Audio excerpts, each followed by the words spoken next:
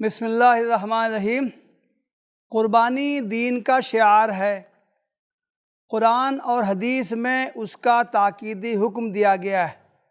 حج میں بھی قربانی کی جاتی ہے، اور جو لوگ حج پر نہیں جاتے ہیں وہ بھی قربانی کی رسم انجام دیتے ہیں، لیکن بعض حضرات کو قربانی پر اعتراض ہے۔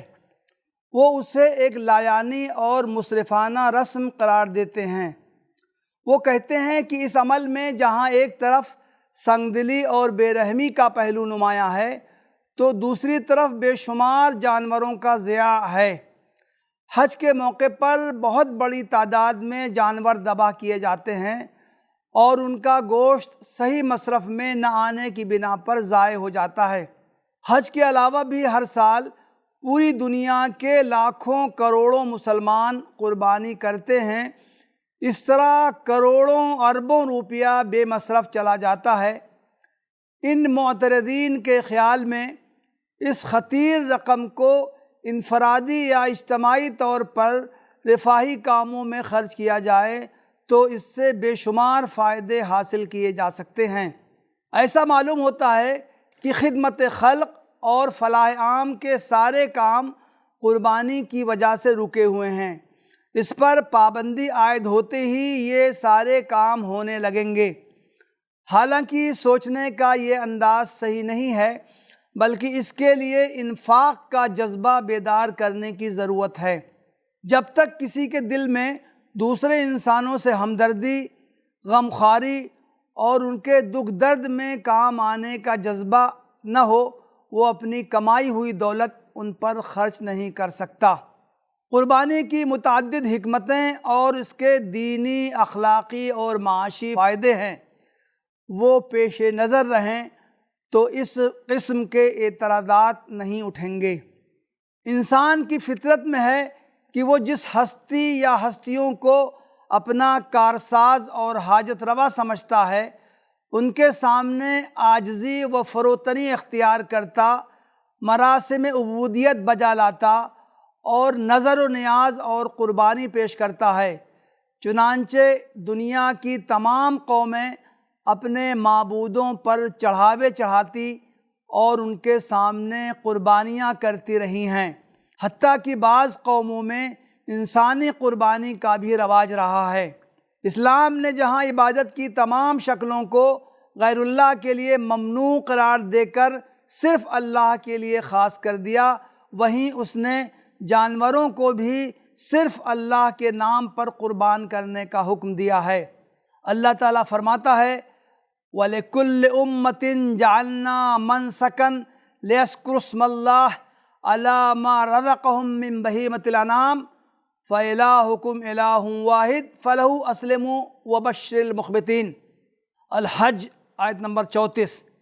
ہر امت کے لیے ہم نے قربانی کا ایک قاعدہ مقرر کر دیا ہے، تاکہ اس امت کے لوگ ان جانوروں پر اللہ کا نام لیں جو اس نے ان کو بخشے ہیں۔ ان مختلف طریقوں کے اندر مقصد ایک ہی ہے، پس تمہارا خدا ایک ہی خدا ہے اور اسی کے تم مطیع فرمان بنو۔ اور اے نبی بشارت دے دو عاجزانہ روش اختیار کرنے والوں کو۔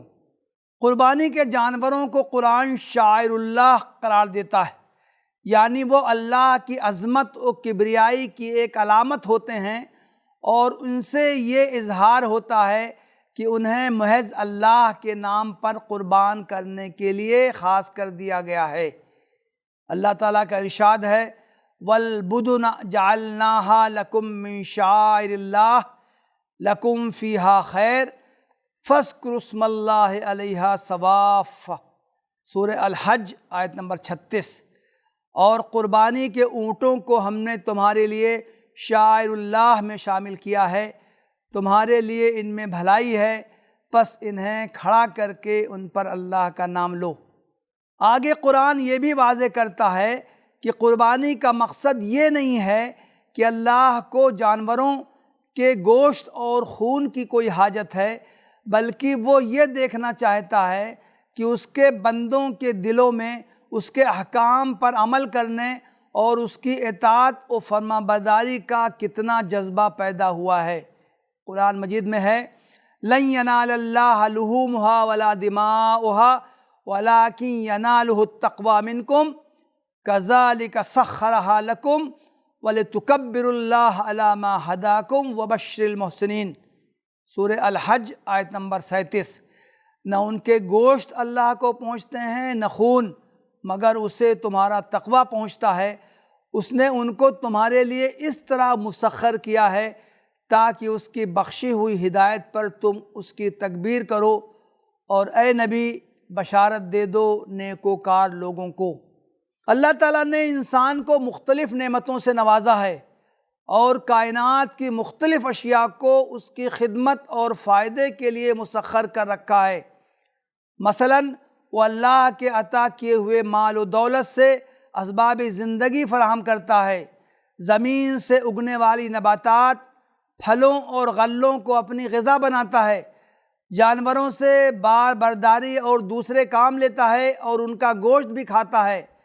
ان نعمتوں پر اللہ تعالیٰ کی شکر گزاری کا تقاضا ہے کہ انسان ان چیزوں کا کچھ حصہ اس کی راہ میں خرچ کرتا رہے اور اس کے حضور نظر و نیاز میں پیش کرتا رہے، تاکہ اسے یہ یاد دہانی ہوتی رہے کہ وہ ان چیزوں کا مالک نہیں ہے بلکہ وہ خالق کائنات کی جانب سے اسے عطا کی گئی ہیں۔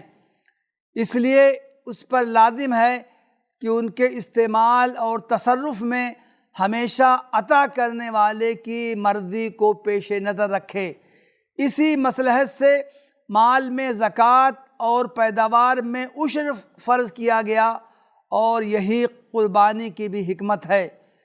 قربانی کے اونٹوں کا تذکرہ کرتے ہوئے اللہ تعالیٰ فرماتا ہے فَإِذَا وَجَبَتْ جُنُوبُهَا فَكُلُوا مِنْهَا وَأَطْعِمُوا الْقَانِعَ وَالْمُعْتَرَّ كَذَلِكَ سَخَّرْنَاهَا لَكُمْ لَعَلَّكُمْ تَشْكُرُونَ سورہ الحج آیت نمبر 36۔ اور جب قربانی کے بعد ان کی پیٹھیں زمین پر ٹک جائیں تو ان میں سے خود بھی کھاؤ اور ان کو بھی کھلاؤ جو قناعت کیے بیٹھے ہیں، اور ان کو بھی جو اپنی حاجت پیش کریں۔ ان جانوروں کو ہم نے اس طرح تمہارے لیے مسخر کیا ہے تاکہ تم شکریہ ادا کرو۔ سورہ بقرہ میں کھانے پینے کی حرام چیزوں کے تذکرے سے قبل اللہ تعالیٰ نے ارشاد فرمایا ہے یا ایھا الذین آمنوا کلوا من طیبات ما رزقناکم واشکروا للہ ان کنتم ایاہ تعبدون آیت نمبر 172 سورہ البقرہ۔ اے لوگو جو ایمان لائے ہو، اگر تم حقیقت میں اللہ ہی کی بندگی کرنے والے ہو تو جو پاک چیزیں ہم نے تمہیں بخشی ہیں انہیں بے تکلف کھاؤ اور اللہ کا شکر ادا کرو۔ قربانی کا ایک پہلو یہ ہے کہ وہ اللہ کے برگزیدہ پیغمبر حضرت ابراہیم علیہ السلام کے تاریخی واقعہ کی یاد دلاتی ہے۔ انہوں نے خواب میں دیکھا کہ وہ اپنے اکلوتے بیٹے کو ذبح کر رہے ہیں۔ اس خواب کو اشارہ الہی سمجھ کر اس کی تعمیل میں وہ حقیقت میں اسے قربان کرنے پر آمادہ ہو گئے، اس لیے کہ ان کے دل میں اللہ کی محبت ہر محبت پر غالب تھی۔ انہوں نے محبوب حقیقی کے ڈھکے چھپے اشارے کی تعویل کر لینا گوارا نہ کیا۔ بالآخر جب انہوں نے اپنے لخت جگر کو ذبح کرنے کے ارادے سے ماتھے کے بل پچھاڑ دیا تو اللہ تعالیٰ نے انہیں خواب کو سچ کر دکھانے اور آزمائش میں کامیاب ہو جانے کا مژدہ سنایا۔ اللہ تعالیٰ حضرت ابراہیم علیہ السلام کی محض آزمائش کرنا چاہتا تھا، بیٹے کو ذبح کروانا مقصود نہ تھا۔ چنانچہ جب وہ اس آزمائش میں کامیاب ہو گئے تو انہیں بیٹے کا خون بہانے سے روک دیا اور ایک بڑی قربانی کو اس کا فدیہ بنا دیا۔ اللہ تعالیٰ نے اس عظیم الشان واقعے کی یادگار کے طور پر قیامت تک کے لیے یہ سنت جاری کر دی کہ تمام صاحب حیثیت مسلمان ہر سال جانوروں کی قربانی کریں۔ اس عمل سے انہیں یہ یاد دہانی ہوتی ہے کہ اللہ کی محبت، وفاداری، جانثاری اور قربانی کا ویسا ہی جذبہ مطلوب ہے جیسا حضرت ابراہیم علیہ السلام کے دل میں پایا جاتا تھا۔ کہا جاتا ہے کہ قربانی مال کا ضیاع ہے۔ ہر سال کروڑوں اربوں روپیہ جانوروں کی قربانی پر صرف ہو جاتا ہے۔ اس روپیہ کو اگر رفاہی کاموں میں خرچ کیا جائے تو بہت سے بے روزگاروں کو روزگار سے لگایا جا سکتا ہے، بہت سی بیواؤں اور یتیموں کی کفالت کی جا سکتی ہے، بہت سے غریبوں اور ناداروں کی ضروریات پوری کی جا سکتی ہیں، اور فلاح عام کے دیگر بہت سے کام کیے جا سکتے ہیں۔ یہ بات محض ایک مغالطہ ہے۔ قربانی کی مذکورہ بالا حکمتیں اپنی جگہ اہمیت رکھتی ہیں، اور وہی اس کی ضرورت و معنویت ثابت کرنے کے لیے کافی ہیں، لیکن ان کے ساتھ معاشی حیثیت سے بھی قربانی کے بہت سے فائدے ہیں، اور اسے کسی بھی صورت میں مال کا ضیاع قرار دینا صحیح نہیں ہے۔ مثال کے طور پر قربانی کا گوشت تقسیم کرنے کا حکم دیا گیا ہے۔ قرآن میں ہے فَكُلُوا مِنْهَا وَأَطْعِمُوا الْبَائِسَ الْفَقِيرَ، سورہ الحج آیت نمبر 28۔ خود بھی کھاؤ اور تنگ دست محتاج کو بھی کھلاؤ۔ دوسری جگہ ہے فَكُلُوا مِنْهَا وَأَطْعِمُوا الْقَانِعَ وَالْمُعْتَرَّ، سورہ الحج آیت نمبر 36۔ تو ان میں سے خود بھی کھاؤ اور ان کو بھی کھلاؤ جو قناعت کیے بیٹھے ہیں، اور ان کو بھی جو اپنی حاجت پیش کریں۔ قربانی کے گوشت سے زیادہ لوگ فائدہ اٹھائیں، اس مقصد سے ابتدائی اسلام میں جب صحابہ تنگی کا شکار تھے، حضرت صلی اللہ علیہ وسلم نے 3 دن سے زیادہ قربانی کا گوشت استعمال کرنے سے منع کر دیا تھا۔